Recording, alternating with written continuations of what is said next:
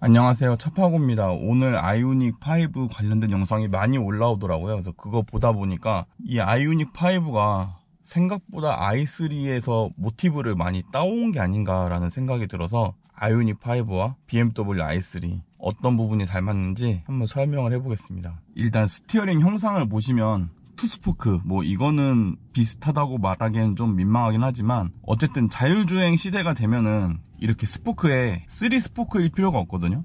스티어링까지 알아서 움직이니까 그냥 거의 여기만 잡고 아마 운전하시게 될 거예요. 옛날처럼 여기에 스포크가 있을 필요가 없죠. 굳이 이렇게 양쪽에다 손을 놓고 운전하는 경우가 별로 없게 됩니다. 물론 스티어링을 올바르게 파지하는 게 중요하긴 한데 차가 알아서 주행을 하면은 굳이 이렇게 잡을 필요가 없어요. 그렇기 때문에 이제 스티어링 형상이 일단 이렇게 투스포크 형식으로 아이오닉도 그렇게 나오는 거겠죠. 그리고 내부 인테리어를 봐도 이제 아이오닉 5나 i3나 차 안이라기보다 그냥 어디 거실 실내에 있는 듯한, 차 안에 가구를 들여놓은 듯한 그런 느낌을 주려고 인테리어를 한 흔적이 많이 보이더라고요. 근데 소재면에 있어서는 제가 아이오닉 5를 실제로 안 봐서 모르겠지만 이 BMW i3에 비해 친환경적인 부분은 좀 덜 신경 쓴 게 아닌가라는 생각이 듭니다. 특히 이제 BMW i3 같은 경우는 이렇게 진짜 나무를 이용해 가지고 실내를 만들어 놨거든요. 이런 부분이 만족도가 되게 높아요. 왜냐면 보통 차에서 이 정도까지의 나무 소재를 오픈시켜서 하는 경우는 별로 없는데 BMW i3는 이렇게 다 이런 걸 써놓은 거죠. 이제 이런 부분이 여기에서 쭉 이어져서 스티어링을 건너서 여기까지 이렇게 촘촘하게 돼 있기 때문에 처음 이 차를 타본 사람들은 좀 신기해하죠. 보통 차들은 이렇게 대시보드 상단에다가 나무를 덧대 놓지 않으니까. 그리고 내비게이션 액정의 경우엔 BMW i3가 실내에서 잘해놓은 건 이렇게 디스플레이를 플로팅 해놨다는 거. 아래에도 닿는 부분이 없고 이쪽에도 닿는 부분이 없죠.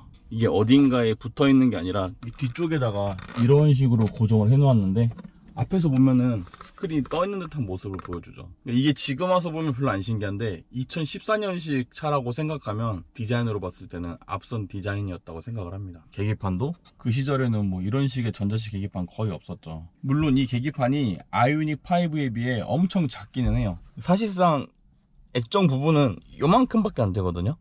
이 위에는 그냥 일반 자동차 정보가 뜨는 부분이라. 그리고 실내 공조 부분을 봐도 아이오닉 5도 여기에는 별다른 거 없거든요. 진짜 공조 컨트롤러 부분만 있고 내비 버튼 그런 거만 있고 여기 아래는 아예 비어 있죠. 그런데 BMW i3도 이런 식으로 되어 있습니다. 저는 오히려 공조 부분은 BMW i3 쪽이 더 좋다고 보는 게 얘는 그래도 이렇게 오토를 누르면 여기에서 이렇게 온도 조절을 할 수 있거든요. 이런 식으로 온도 조절을 쉽게 다이얼로 할 수 있기 때문에 사실 우리가 터치로 되는 게 이쁘고 좋은 건 알지만 실제로 차를 사용함에 있어서는 그냥 버튼으로 되는 게 훨씬 편하잖아요. 근데 아이오닉 5 같은 경우 보면은 온도 조절도 버튼으로 눌러서 해야 되죠. 하지만 i3 같은 경우에는 이런 식으로 인디케이터가 나와 있고 온도 조절은 다이얼로 하고 열선 버튼 다 이런 식으로 돼 있으니까 처음 사용해도 딱 편하게 사용할 수 있는 점이 좀 더 저는 좋은 것 같더라고요. 이쁘기에는 아이오닉 5가 더 괜찮아 보이긴 한데 실제 사용하기에 있어서는 오토만 쓴다면야 상관없겠지만 일반적으로 사람이 쓰기에는 저는 오히려 이 인터페이스가 더 편한 게 아닌가 라는 생각을 합니다. 그리고 차량의 하단을 보면은 이제 BMW i3도 전기차이기 때문에 이 부분이 벼 있죠. 여기가 일렬로 돼 있어요. 이렇게 일자로 지나갈 수 있게. 아이오닉 5 같은 경우는 이 부분에 이제 시거잭도 있고 그리고 뭔가를 넣을 수 있는 수납함이 있는데 근데 i3도 수납함이라고 하면 이렇게 이런 식으로 그물망이 있습니다. 여기다가 넣어놓으면 되겠죠. 그럼 이 차가 시거잭이 어디냐 라고 궁금해 하실 수 있는데 시거잭은 여기 있습니다. 하단에 안 보이게 잘 돼 있어요. 그리고 제가 봤을 때 아이오닉 5가 BMW i3를 가장 많이 모티브했다고 생각하는 부분이 바로 이 기어봉입니다. 이 기어봉 생긴 거는 다르지만 사실상 사용 형식은 같다고 봐야 되거든요. 이 기어봉이 처음 만졌을 땐 되게 불편해 보이는데 실제 사용해보면 정말 편합니다. 앞으로 갈 거면 그냥 앞으로 밀면 돼요. 그리고 그러면 차가 앞으로 가겠죠. 이렇게. 근데 뒤로 가고 싶다, 잡아서 뒤로 당기면 돼요. 그러면 이렇게 후방 카메라가 뜨면서 뒤로 후진을 하게 됩니다. 여기서 살짝 올리면 N이 되고 멈출 거면 P를 누르면 되죠. 근데 아이오닉 5는 이걸 당겨야지 P가 되는 것 같더라고요. 다시 해볼게요. 앞으로 갈 거면 그냥 앞으로 밀고, 뒤로 갈 거면 뒤로 당겨서 뒤로 오면 됩니다. 제가 지금 버튼식 변속기랑 다이얼식 변속기, 그리고 이런 BMW식의 이렇게 밀고 당기는 식의 변속기를 다 써봤는데, 저는 직관적으로 봤을 때는 이런 식의 변속기가 더 오히려 사용하기 편한 것 같아요. 거의 스티어링 잡고 앞으로 밀었다가 당겼다 이렇게 해주면 되니까. 대신 아이오닉 5는 이게 좀 아래쪽에 있죠. 그리고 오히려 와이퍼 조절하는 게 위쪽에 있고. 그거는 뭐 사용하는 사람에 따라 편함이 다르니까 어떤 게 더 좋다 나쁘다를 말할 건 아닌 것 같고요. 이게 옆에서 보면 이런 식으로 되게 크게 돼 있기 때문에 이제 조수석에서 처음 본 사람은 좀 신기하죠. 이거 뭐냐 그러면 이거 기어 변속하는 거야, 변속기야. 그럼 이거 어떻게 하는 건데? 그럼 그냥 이렇게 밀면 앞으로 가고 당기면 뒤로 가. 그러면은 되게 신기하죠. 이런 부분은 그래서 잘 보면 되게 인체공학적으로 잘 만든 것 같아요. 이렇게 보면 이게 딱 손을 잡기 좋게 돼 있죠. 성인 남자 손으로 봤을 때. 그리고 P 누를 거면 이렇게 P 누르면 되고, 밀고 당기고 P.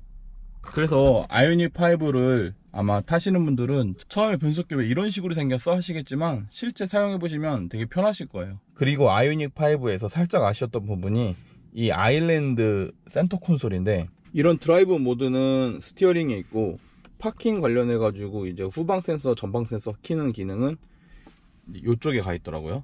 그리고 이런 MMI 컨트롤러는 따로 없죠. 이런 거는 다 그냥 어차피 내비에서 터치가 되니까, i3는 터치가 안 되거든요. 그러니까 뭐 이게 필요 없다고 생각해서 안 넣은 것 같아요. 대신 이제 이 공간을 크게 쓸 수 있는 거죠. 근데 센터 콘솔이 있긴 한데, 이제 BMW i3처럼 이렇게 안으로 들어가는 것만 있지 이 부분을 덮어주는 건 없습니다. 이 공간을 이제 아이오닉 5나 BMW i3나 뭔가 이렇게 막아주는 게 없고 뻥 뚫려 있으니까 오히려 여기에 뭔가를 넣을 수 있는 용량이 좀 적어요. 이렇게 안으로 싹 넣는 게 아니니까. 여기도 넣어봤자 생각보다 그렇게 많이 안 들어갑니다. 그나마 아이오닉 5는 여기가 다 뻥 뚫려 있으니까 뭔가 많이 넣었을 것 같긴 하지만, 이렇게 안에다가 수납하는 게 아닌 그냥 뚫려 있는 공간에 뭔가를 넣는 거기 때문에 생각보다 많은 물건이 들어가진 않더라고요. 그리고 아이오닉 5랑 i3랑 좀 다른 점을 보자면, 아이오닉 5는 이 부분에 서랍이 이렇게 앞으로 튀어나오는 서랍식이지만, i3는 여기가 뭔가 나오진 않고요. 이걸 눌러야지만 이렇게 위로 열립니다. 여기다 안에다 이렇게 넣는 식이죠. 그리고 i3 이제 실내를 보면은, 여기는 아까 말씀드렸다시피 나무, 가죽, 플라스틱, 여기도 가죽, 이쪽으로 보면 여기도 가죽, 여기는 이제 직물로 되어 있습니다. 이거는 등급마다 좀 다르긴 해요. 그리고 이거 제가 알기로는 이 부분은 재생 플라스틱으로 알고 있거든요. i3도 이제 뭐 친환경 한다고 막 재생, 이 나무도 새로 살아있던 나무를 쓴 게 아니라 이제 죽은 나무, 베어져 있던 나무, 쓰러진 나무, 뭐 유칼립투스 나무라고 하나, 그 나무를 가져와서 다시 재생해서 만들었다고 하네요. 앞에 보면은 여기도 이제 재생 플라스틱. 그래서 아이오닉 5를 보면 볼 때마다 이 차가 참 새로 나온 차라고는 하지만, 이 BMW i3의 이런 실내 공간에 대한 철학을 상당히 많이 모티브한 게 아닌가라는 생각이 들더라고요. 뭔가 새로웠지만 기시감이 느껴지는. 근데 뭐 실제로 보면 또 다르겠죠. 2014년에 나온 차와 2021년에 나온 차가 어떻게 같겠습니까? 그리고 BMW i3는 사실 되게 작잖아요, 차가. 근데 이렇게 보면은 문이 양쪽으로 열려서 편할 것 같긴 한데, 사실 그거 되게 편하지 않습니다. 이 문을 열려면 이 문을 무조건 열어야 돼요. 이 문이 이렇게 열리면 별로 안 좋은 게, 뒷좌석에 애들 내릴 때도 일단 앞문 열어주고 뒷문 열잖아요. 근데 여기에 차가 있을 거잖아요. 요렇게 옆에 서 있는 차가 있을 거란 말이죠. 그러면 애들이 이렇게 내릴 때 여기에 갇히는 거예요. 이 뒤로 빠져나갈 수가 없어요. 그러니까 애들 보고 잠깐 앞으로 와 해가지고 앞으로 오라고 한 다음에, 자 이제 나가 하고 그 다음 문을 닫아야 됩니다. 이렇게 문을 여는 방식은 겉보기에는 괜찮아 보이는데, 우리나라처럼 좁은 주차 공간에서는 별로 안 좋은 것 같아요. 그냥 겉보기에만 좀 이뻐 보이는 거지 실상 사용하기엔 그렇게 편하지 않습니다. 그리고 이 차는 어쨌든 이게 한 통으로 쭉 이렇게 돼 있는 게 아니라 가운데 이렇게 막혀 있어요. 그러니까 개인용 썬루프라고 볼 수 있겠죠. 근데 어차피 열어봤자 열리는 거는 왼쪽 오른쪽 다 열립니다. 한쪽씩 열리는 게 아니라서 크게 의미 없는 것 같긴 해요.